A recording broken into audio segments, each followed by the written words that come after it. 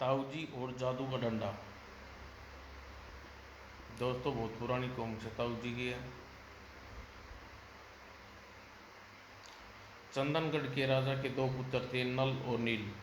दोनों कुछ समझदार हुए तो राजा उन्हें युद्ध कला सिखाने हेतु कोई योग्य व्यक्ति खोजने लग गया और उसने मंत्री से सलाह ली।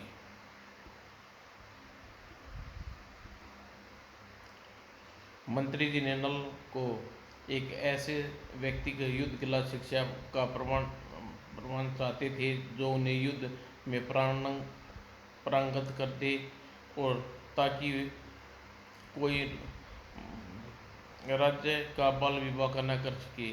महाराज, हमारे राज्य में एक बहुत नेक बहादुर व्यक्ति इस कार्य हेतु उपयुक्त है। वह ताऊ जी। वे सब लड़कों को एकत्रित कर उन्हें युद्ध कलाएं सिखाते हैं। फिर तो वह वह कोई यूं ही होगा। किसी निपुण व्यक्ति से युद्ध कला की तलाश करो। ताऊ जी कोई साधारण व्यक्ति नहीं है महाराज। उम्र काफ़ी होते हुए भी वह उसमें गजब की ताकत और फुर्ती है। एक बार उसके सामने जंगल में निहत्थे ही एक शेर को जकड़ कर उसे चीर डाला था। हाँ महाराज, बाद में मैंने पता किया तो मालूम हुआ कि वह वो सारा वक्त दोनों की सेवा दोनों की सेवा में बिताते हैं, और लोभ और मोह उन्हें छू भी नहीं पाता। ठीक है, आप उन्हें से मिलवाइए, उनकी प्रतीक्षा लेंगे। कुछ समय बाद महाराज, ताऊ जी हाजिर हैं। प्रणाम महाराज, हमने आपको बड़ी तारीफ सुन रखी है, आप बहुत ही साधारण लगते हैं। महाराज, मैं हूँ तो साधारण किसान ही, पर आपकी आज्ञा हो तो जी जान से पूरा करने की कोशिश करूँगा। बस मेरी ख्वाहिश इतनी है कि मेरे बच्चों के साथ बिल्कुल बच्चा बन मेरी शख्सियत इतनी है कि मैं बच्चों के साथ बिल्कुल बच्चा बन जाता हूँ, और दुश्मनों के सामने फौलाद की चट्टान। दुखियों की खातिर मेरे सीने में कोमल दिल है, और दोस्तों की खातिर पत्थर का दिल। आपके विचार की कदर करते हैं। महाराज, ताऊ जी को एक लोहे की छड़ देते हुए, जरा इसे मुड़ कर दिखाओ। ताऊ जी ने छड़ लेकर दोनों हाथों में दबा कर दोहरी कर देता है। लाइए, कोशिश करता हूँ। बहुत खूब, जरा ताकत भी हाथ हो जाए। लीजिए महाराज, इस जलती मोमबत्ती का का कमाल देखिए। ताऊ जी ने जलती मोमबत्ती पर एक जोरदार वार किया, और तुरंत ही मोमबत्ती जो तो जलती रही। मोमबत्ती पर आपने खाली वार किया। ताऊ जी, कैसे तलवारबाज हैं आप। नहीं महाराज, मेरा वार खाली नहीं गया। मोमबत्ती उठाकर देख लीजिए। और राजा ने जैसे मोमबत्ती उठाई, वह आधी उसके हाथ में आ गई। वाह, मोमबत्ती को तो आपने बहुत सफाई से काटा है, किंतु आपके कौशल की बहुत प्रशंसक है। आज से आप हमारे बच्चे को युद्ध कला सिखाएंगे। ठीक है महाराज, मैं बच्चों को खेल खेल में निपुण कर दूंगा। और तलवार ताऊ जी ने नल और नील को तैराकी, तीर कमान, घुड़सवारी इत्यादि सिखाना प्रारंभ कर दिया। ताऊ जी मजाकिया व्यवहार से दोनों बालकों का दिल जीत लिया। वे मन लगाकर ताऊ से युद्ध कला का अभ्यास लेते। कुछ दिन के पश्चात, ताऊ जी, आपने सचमुच मेरे बच्चे को शेर बना दिया। मेरा आग्रह है कि अब हमारे सदस्य बनकर महल में रहें, ताकि आपसे सलाह मशवरा ले सके और राज्य को शक्तिशाली बना सके। मुझे कोई एतराज़ नहीं महाराज। मुझ पर कोई पाबंदी न लगाई जाए, ताकि मैं कोई उचित अनुचित काम स्वतंत्र रूप से कर सकूं। हमें मंजूर है। ताऊ जी दिन में तो महल में मौज से काटते लगे, और दिन में एक बार राज्य में जगह जगह जाकर लोगों का दुख अवश्य पूछते। खाली समय में बच्चों को मस्करी करते। एक दिन दरबार में पड़ोसी देश का राजा हिम्मत सिंह का दूत एक खत लेकर आया। महाराज की सेवा में यह पत्र लाया हूँ। महाराज, हिम्मत सिंह ने अपनी पुत्री मनिका के साथ आपके पुत्र दिलीप का विवाह करना चाहती है। यह तो बहुत बड़ी खुशखबरी लाए हो, हम भी यही चाहते थे। तो फिर यह शुभ समाचार अपने महाराज को दे दूं? हाँ, संदेश उन तक अवश्य पहुंचाओ।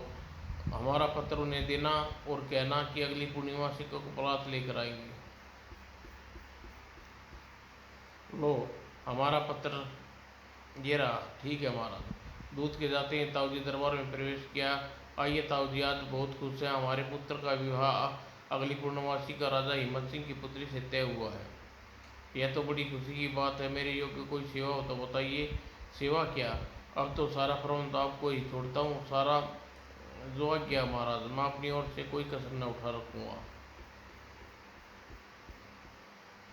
ताऊ जी बड़ी फुर्ती से तैयारी करवाने लगे ताकि जोहरीों को बुलाकर जेवर खरीदे और कहीं पोशाक से दर्जी से सिलवाने पहुंच जाते हैं और दहेज का सामान तथा बढ़िया पकवानों की तैयारी भी पूर्ण रूप से हो गई। विवाह का नज़दीक आ गया। वाह।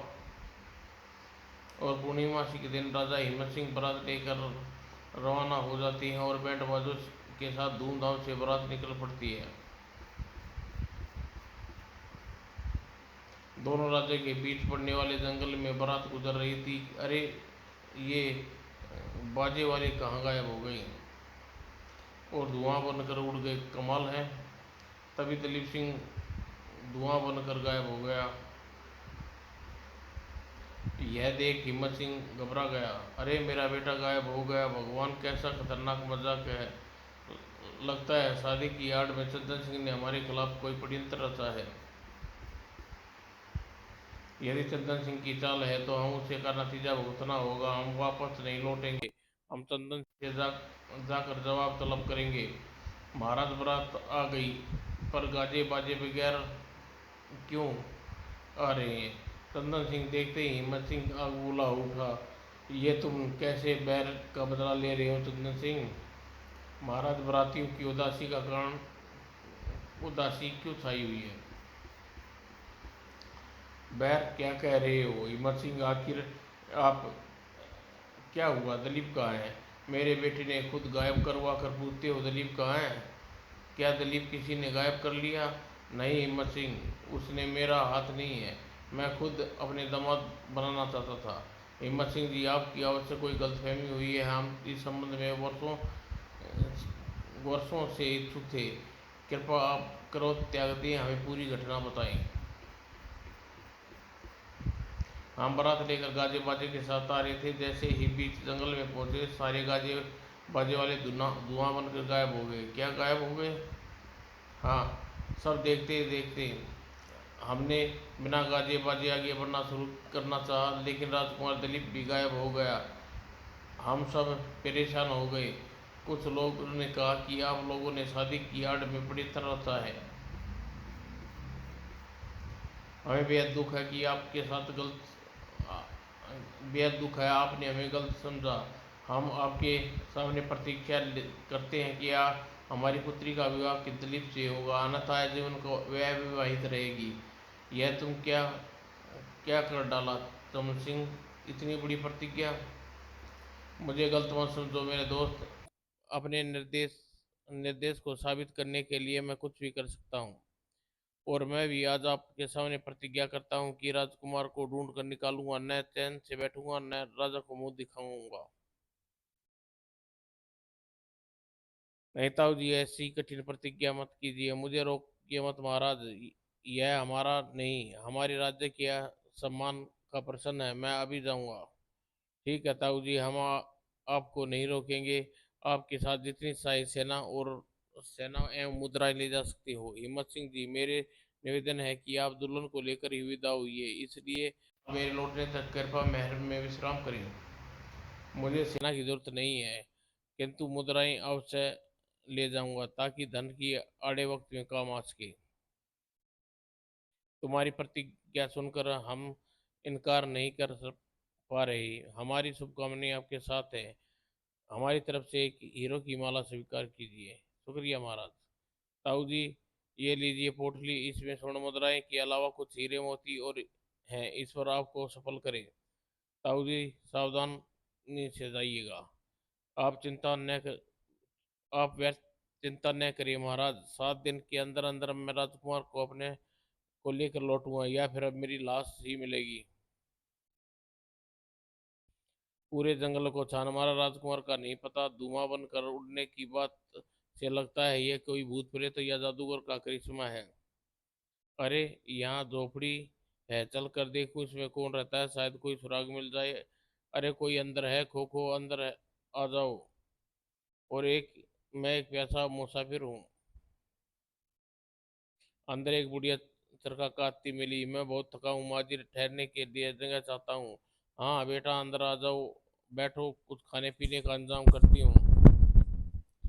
बैठ जाओ बेटा, खाना तैयार है। और बुढ़िया ने ताऊ जी को खाने के लिए कुछ देर बाद बुलाया। और आपने बहुत कष्ट किया माँ जी। कष्ट कैसा है? इधर किस काम से आए थे? माँ, बस काम की तलाश में किसी अन्य राज्य में जा रहा था, तो रास्ता भटक गया। इधर इधर घूम रहा था कि एक बारात दिखी। मैं उनके साथ चल जंगल के बाहर निकलने की सोच रहा था कि अचानक आश्चर्य, एक करिश्मा हुआ। कैसा करिश्मा? अचानक बैंड बाजे वाले और दूल्हा गाय हवा धुआं बनकर गायब हो गए। डर डर भागता भटक गया। ओह, तो तुम भी उस दुष्ट बारात ओह, तो तुम भी उसी दुष्ट करामात है। ये भी उस दुष्ट की करामात है। भगवान जाने शैतान का कब खेल तक खेलता रहेगा। कौन दुष्ट? किसकी हरकत है? यह तुम जानती हो माँ? यह सब सुनील का राक्षस की करतूत है। सुनहरी झील कहाँ है, तुम जानती हो? मैं तो नहीं बता सकती, पर हाँ, यहाँ से 50 कोस दूर एक काली का मंदिर है। वहाँ का मांत्रिक तुम्हें उसका पता अवश्य बता देगा। तुम उससे पूछ पर ये तुम सब क्यों पूछ रहे हो?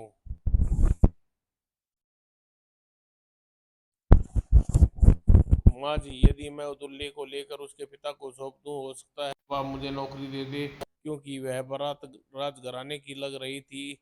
इस इसके दुष्ट को दंड भी मिलेगा। वह बड़ा खतरनाक राक्षस है, उसके चारों ओर मायाजाल फैला रखा है। मुझे खतरनाक खेल खेलने की आदत है माँ जी। शाबाश बेटे, तुम्हारे विचार बहुत प्रसन्न आए। यह मेरा जादुई डंडा, तुम इसे अपने पास रखो, तुम्हारी हर इच्छा पूरी करेगा। पर क्या? पर इसकी मदद से तुम राक्षस को नहीं मार सकते। बस माँ जी, मैं बहुत बहुत धन्यवाद। आपने मेरा काम और हल्का कर दिया। अब आज्ञा दीजिए। जुग जुग जियो बेटा। इस डंडे को कोई गलत काम न करना, वरना इसका जादू नष्ट हो जाएगा और तुम्हें इसे सौंप कर मैं अब चैन से मर सकती हूँ। ताऊ जी ने स्थिरता से काली के मंदिर की दिशा में चल पड़ा। अंधेरा होने से पहले मुझे ताऊ जी काली के मंदिर में पहुंच गया। और मांत्रिक चबूतरे पर समाधि लगाए बैठा था। प्रणाम मांत्रिक। आओ बच्चा, इधर कैसे आना होगा? आपने सुनहरी झील का पता पूछना है। वहां तो एक खतरनाक राक्षस का निवास है। हाँ, मुझे उसी दोस्त से निपटना है। ओह, अब समझा। पता तो मैं बता दूंगा, पर रात के वक्त तुम्हारी जाना ठीक नहीं रहेगा। रात यहीं बिताओ, जैसी आपकी मर्जी। जाओ, अंदर कोठरी में जाकर सो जाओ। जो आज्ञा महाराज। जाने यह मांत्रिक कैसा है, अपनी सुरक्षा का प्रबंध कर लूं। ए जादू डंडे, मैं सो रहा हूँ, रखवाली करना। वो ताऊ जी पोटली को पलंग के नीचे सरका दी और आराम से खर्राटे भरने लगा। कुछ देर बाद कोठरी के पास आया मांत्रिक। है लगता है सो गया। ऐसा शिकार फिर हाथ नहीं लगेगा। यूं ही राक्षस के पास मरने जा रहा है। मैं इससे अच्छा यही है, इसकी इच्छा यहीं पूरी कर देता हूँ, इसका धन भी मेरा है। और मांत्रिक दबे पांव कोठरी में जाता है। उसकी नजर कोठरी पर पड़ती है। आह, हीरे जवाहरात, अरे हीरे का हार, इसे भी उतार लेता हूँ। जाग गया तो इसे पल भर में मार दूंगा। जैसे ही मांत्रिक गले की ओर हाथ बढ़ाता है, डंडा उठ खड़ा हुआ। यह देख मांत्रिक घबरा जाता है और सारा धन छोड़कर बाहर भागता है। उस पर वह डंडा उस पर बरस पड़ता है। मांत्रिक दर्द से चिल्लाने लगता है। चिल्लाहट की आवाज, नींद खुल जाती है ताऊ जी की। जरूर यह मांत्रिक कोई हरकत की है मेरे साथ। अरे मेरी पोटली खुली पड़ी है, बाहर देखता हूँ। ताऊ जी बाहर आती हैं। मुसाफिर भाई, यह मुझे बचा लो। मेरे साथ धोखा करने का यही फल है। बोल, अब लूटेगा किसी को? नहीं नहीं भैया, मैं तुम्हारे पैर पकड़ता हूँ। आए, मेरा पीछा छुड़वा दो, इस डंडे से मर गया रे। पहले सुनहरी झील का पता पता फिर छोड़ूंगा। यहाँ से दक्षिण दिशा में चले, रास्ते में एक आग की नदी मिलेगी। उस आग की नदी की लपटें उठती होंगी। उसे पार करने का उपाय, यहाँ से काली माँ के चरणों में पड़े हुए चावल ले जाओ और उसे पानी में डाल देना। लपटें बंद हो जाएंगी। अब छुड़ाओ, आह, डंडे वापस आ जा मेरे हाथों में। और ताऊजी मांत्रिक से वहीं रोता छोड़ दक्षिण की ओर चल प्रस्थान कर दिया। चावल तो ले लिए हैं, देखो मांत्रिक के बच्चे ने सच बोला है। झूठ। ताऊजी आगे बढ़ना जारी रखा और सीधी नदी के किनारे पहुंचकर नदी में लपटें उठ रही थी। परंतु चावल फटते ही लपटें शांत हो गई। ताऊजी ने डंडे से कहा, मुझे ये जादुई डंडे मुझे नदी पार करा दे। और डंडे ने हरकत हुई और हुई। ताऊजी डंडा ऊपर उठने लगा। ताऊजी उस पर लटक गए और डंडा उड़ चला और ताऊजी दूसरी तरफ आ गए। ताऊजी थोड़ी देर दूर चले थे कि चार शेर उन्हें घेर लिया। घबराने के कारण ताऊजी ने डंडे को भूल गए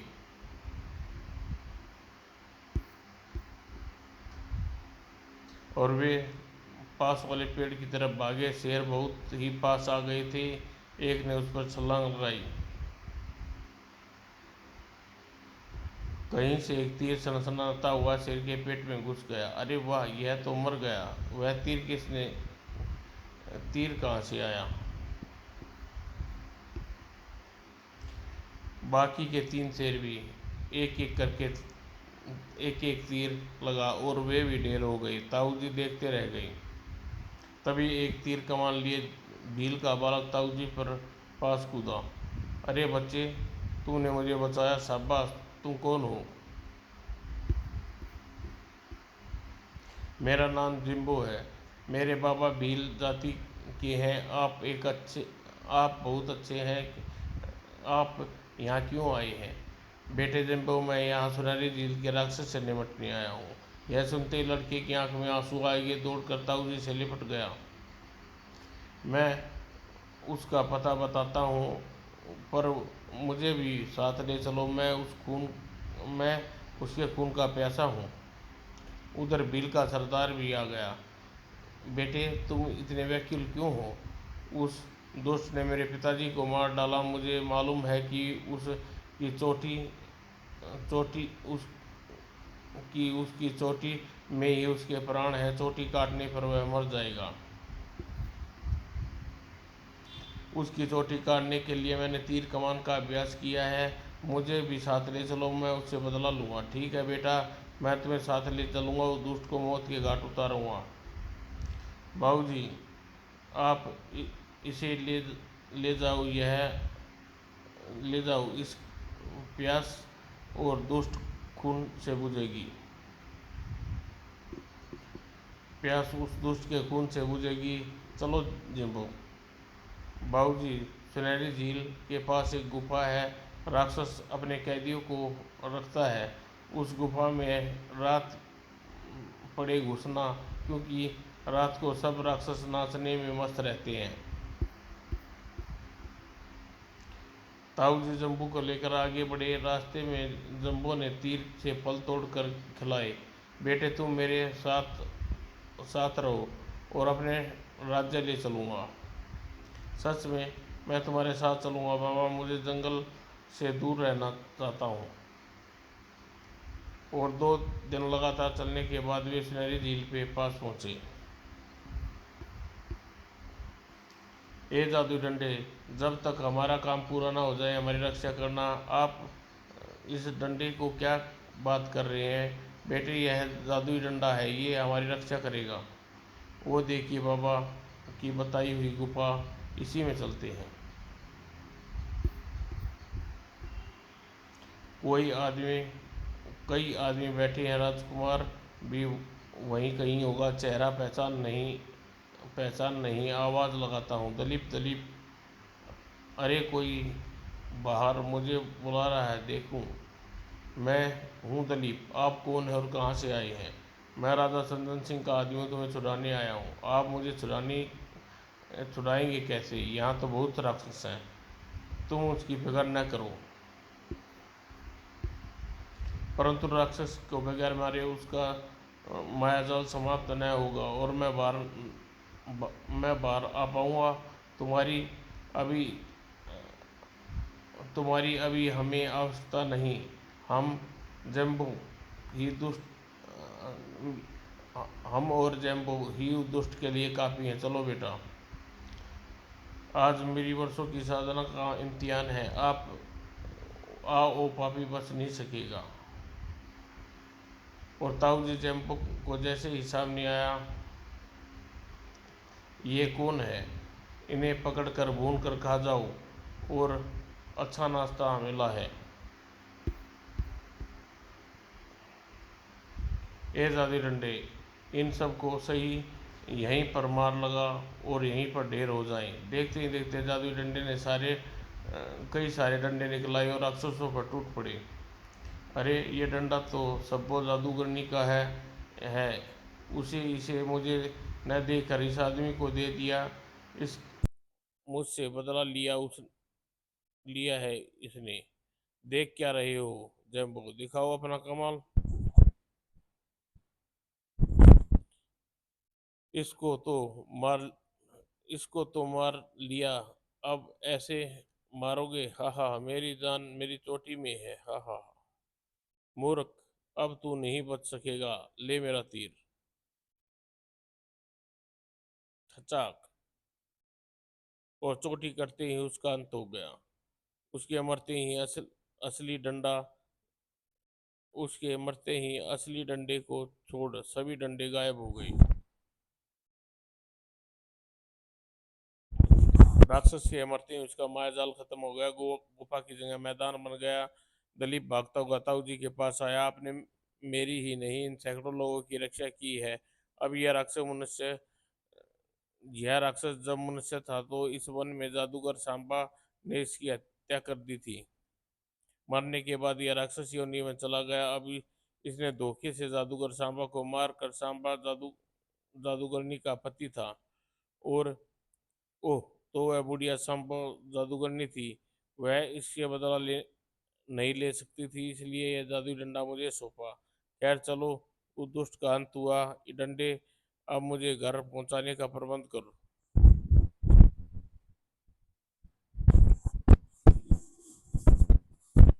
देखते ही देखते जादू डंडे ने एक विशाल विमान प्रकट हुआ। बैठ सब उसमें बैठ गए और विमान चल उठा। और रास्ते में जेम्बो ने बाबा मिले। बाबा, मेरा बदला पूरा हो गया, ताऊ जी के साथ जा रहा हूँ, तुमसे मिलने आया करूँगा। अच्छा बेटे, खुश रहो। और सबको अपने अपने घर छोड़ता हुआ विमान राजमहल के प्रांगण में गायब हो गया। अरे, मेरा बेटा आ गया। ओह, मेरा दामाद आ गया, मेरी बेटी की शादी धूमधाम से होगी।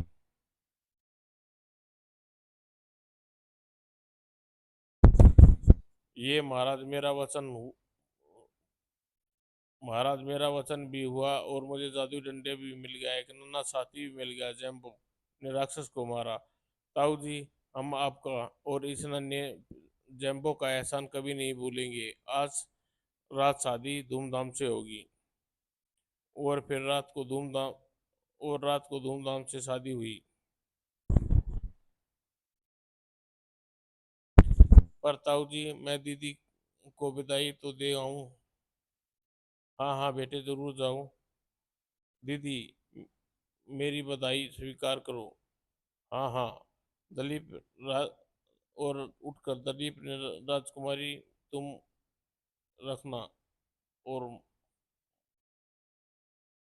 उसने उसके पैर छुए। आपको मौका देंगे। समाप्त दोस्तों।